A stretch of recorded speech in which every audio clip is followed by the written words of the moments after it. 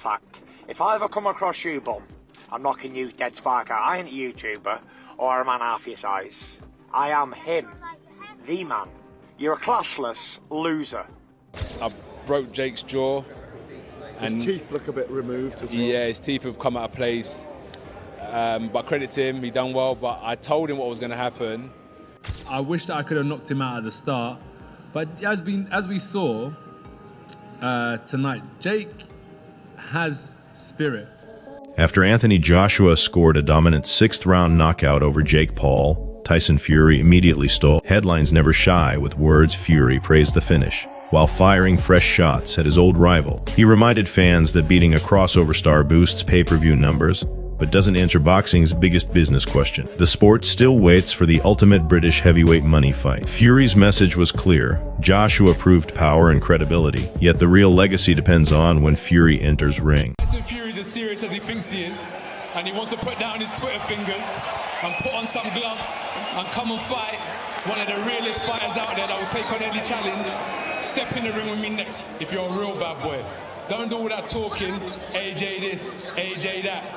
Let's see. Anthony Joshua's victory, streamed to millions worldwide on Netflix and dominating global sports headlines, signaled a powerful comeback after a 15-month absence. The former 2-time heavyweight champion delivered a statement performance, reigniting his elite status. Yet the bigger storyline may be Tyson Fury's sharp reaction before and after the bout, exposing rising tension between Britain's top heavyweights. A rivalry now trending toward a blockbuster 2026 collision with massive pay-per-view, sponsorship, and global streaming revenue potential. Going on, there's nothing's been signed yet, but Tyson, you know, he's indicated that if it's the right deal, he'll definitely do it. So I think it's going in the right, as I just said, going in the right direction, and hopefully we'll get some news pretty soon as to, you know, what's going to happen.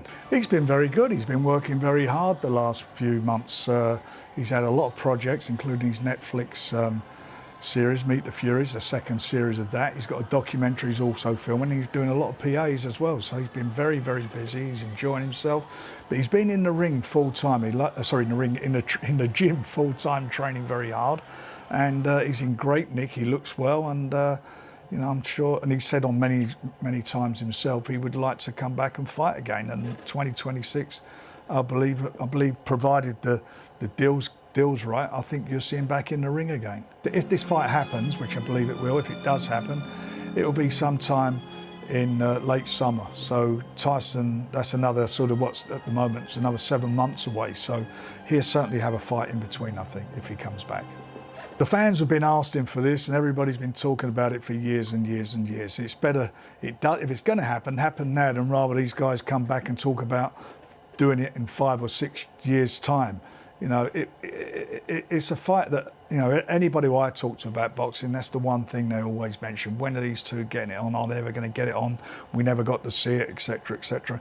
You know, it will happen. I think it will happen, and I think when it does happen, I think it's... Ring Magazine ignited global buzz, reporting that Fury versus Joshua is closer than ever. Anthony Joshua's victory over Jake Paul reignited momentum, pushing him toward a blockbuster collision with Tyson Fury. Their rivalry now defines modern heavyweight boxing, fueled by legacy, pay-per-view revenue, and massive global interest. For years, fans, analysts, and promoters have demanded this showdown, calling it the most profitable fight in sports entertainment. Beyond belts and rankings, this bout promises dominance, branding, power, and a final answer to who truly owns heavyweight supremacy. For Fury?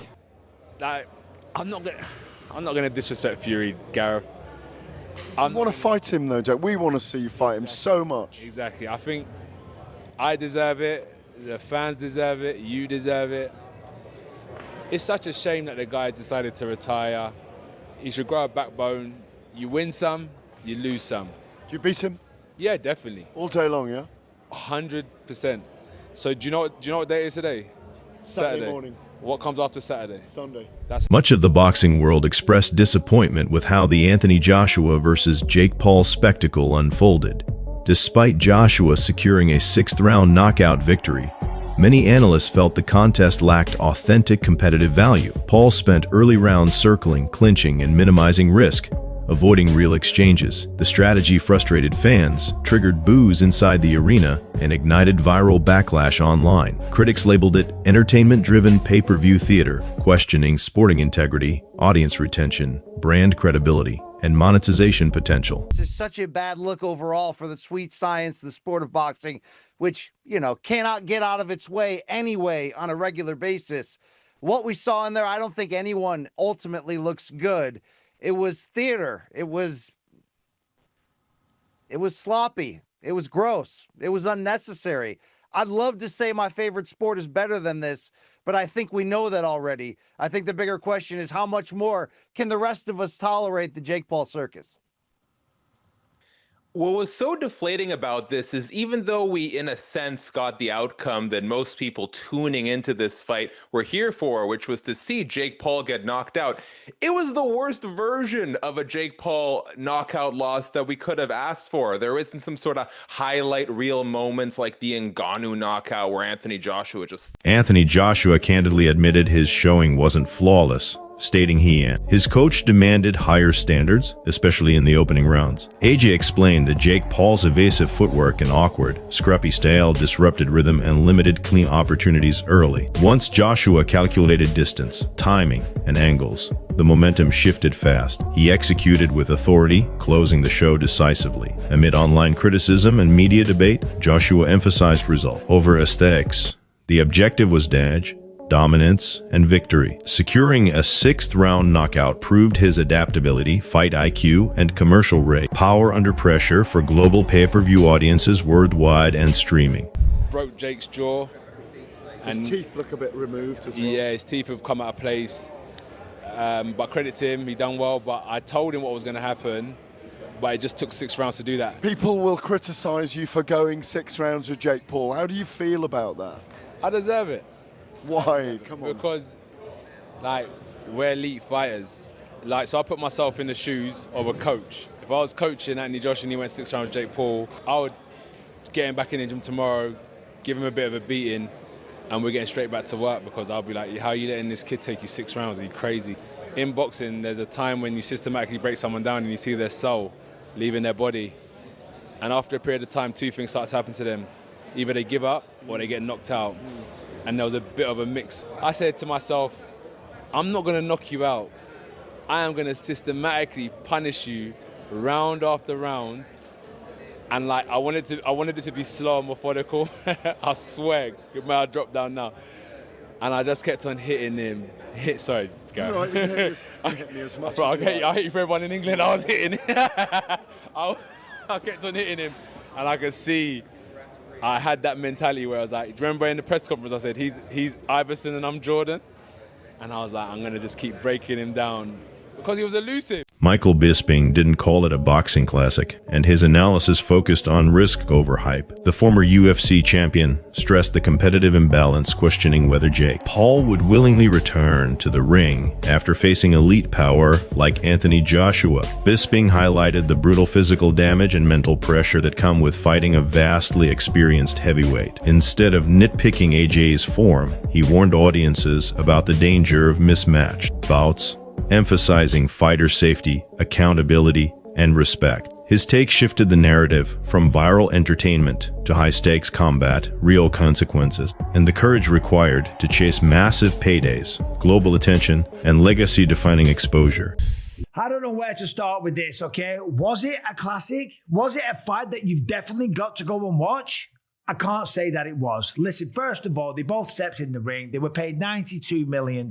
They both get to go home to their families, and no one got injured. No one's dead. No one's going to the hospital. They're both fine. Apparently, Jake Paul claims that he's got a broken jaw, spat a little bit of blood out, right? But the fight itself wasn't anything to remember. It really wasn't, right? Anthony Joshua was a little sloppy. He was tentative. He took his time. He said he was trying to break him down, look for the shots. And maybe it's because he'd been out the ring for 15 months, okay? And last went up against Daniel Dubois. Or maybe it's because he felt like a bit of a bully going up against Jake Paul, but he didn't seem like he really had nothing. Former heavyweight world champion David Haye delivered a measured, high-level breakdown of Jake Paul's showing against Anthony Joshua. Haye praised Paul for accepting a premium, high-risk challenge against a far more experienced, stronger elite opponent. Despite the physical disadvantage, Paul used smart movement, distance control, and ring IQ to reduce Joshua's power effectiveness. While the official result didn't favor him, Paul demonstrated durability, mental toughness, and competitive resilience. Surviving deep rounds against a global boxing icon added credibility to his brand. According to Haye, that performance carried real value, respect, and long-term commercial upside in modern pay-per-view boxing. You know, it was a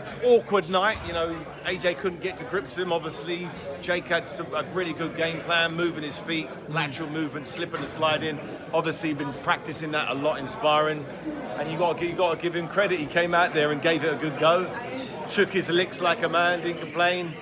You know, fighting a much bigger, more established, world-class fighter. So that's usually what happened. What was always going to happen. You know, a lot of people thought he would only last 1 round, 2 rounds, but you know, you got to give Jake credit. You know, he went out there and had a solid game plan and was implementing it at times, was landing shots and was avoiding getting hit with the big shots.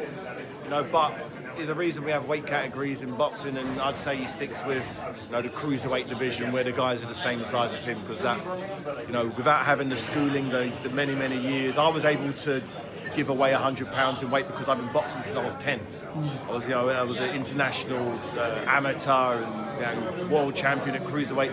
That's why I was able to do the big jump and use the tactics that he used to win the heavyweight championship. But you know, credit to him, nothing but respect for Jake Paul for putting on such an event and putting himself in harm's way. I would imagine some people back home for you are going to say, man, AJ should have gotten out of there in 2 rounds. No, anyone who understands boxing knows it's very difficult to close the range on someone who doesn't want to hold his feet. And is AJ supposed to just run around swinging and missing? No, he's supposed to wait for the right opportunity, which he did. And once the opportunity presented himself, he landed and the fight was over. But yeah, anyone who kind of gives AJ stick because he didn't knock him out. Former undisputed heavyweight icon Lennox Lewis delivered a sharp, monetizable breakdown of Anthony Joshua's 6th-round knockout over Jake Paul. Lewis explained Paul lacked elite conditioning for such a premium leap in competition. Once Joshua's explosive power landed, Paul froze, waiting to be punished. Lewis also addressed Joshua's long inactivity, noting AJ needed early rounds to remove ring rust. After timing returned, dominance followed instantly. The finish became unavoidable, confirming Joshua's elite brand value, knockout credibility, and pay-per-view drawing power in today's high-revenue boxing market worldwide global digital sports economy. Jake Paul had his hands down. Yeah. He was basically waiting for that knockout. Absolutely. And where is the Tyson Fury Joshua fighting happening now? Yeah, it should happen. I think it should happen. Who wins it? Who wins it? Lennox, who wins it? Oh, don't ask me too soon. It's too soon for that, man. Excuse me, Lennox. I'm sorry. I miss you, Lennox. Hey, what's going on, up, buddy? Man? Good to see you. Yeah, man. Just let me know your thoughts on Jake going 6 rounds with AJ. You know, the fact that he did that, it was good because you know we didn't think it was going to go 6 rounds. We thought it was going to go 2. So the fact that he made 6 rounds is an accomplishment for Jake Paul. Was there anything that stuck out with you from the fight? Yeah, really, who was in better shape? I thought that Joshua was in great shape compared to, you know, Jake Paul, because he was running around the ring. You guys gotta walk, and that takes out a lot of energy, especially when you're not used to it. Were you gotta keep going, guys. With him going 6 rounds in terms of someone like the stature of AJ should have maybe gotten him out of there early? Well, that's what we wanted to happen, but we have to look at what was going on in AJ's life. You know, he was out for 15 months, so this is like a little warm up for him, and he needed it. Do you look good to you, AJ? In your for being out 15 months?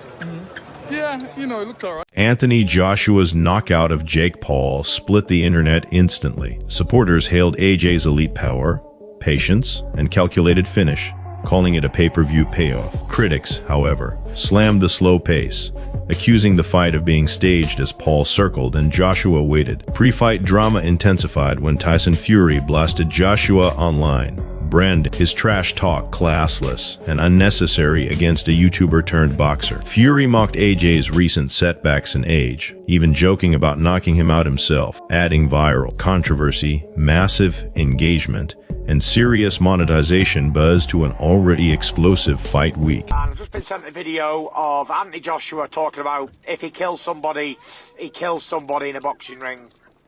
I think, you know what? He's a little bit long in the tooth to be talking shite like that. He's 37-year-old at the end of his career, fighting a YouTuber, a Disney Channel guy, who Tommy B. And now he's talking about killing him and all that to try and sell. Please, barking up the wrong tree, idiot. Here's a fun fact. If I ever come across you, bum, I'm knocking you dead spark out. I ain't a YouTuber or a man half your size. I am him, the man.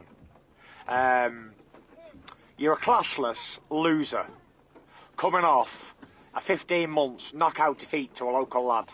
Imagine if someone from Morecambe knocked me out. You big bum, useless tosser.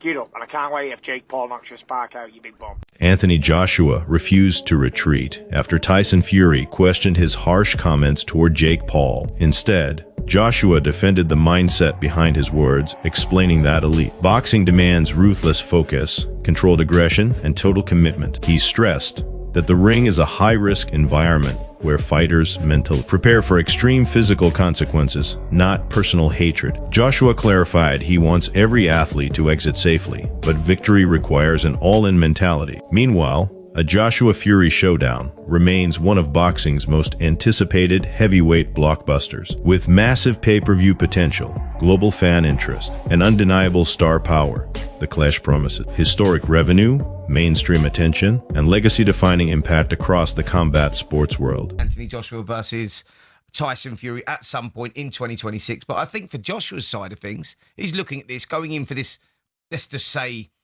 warm-up just to get rid of a bit of ring rust against Jake Paul.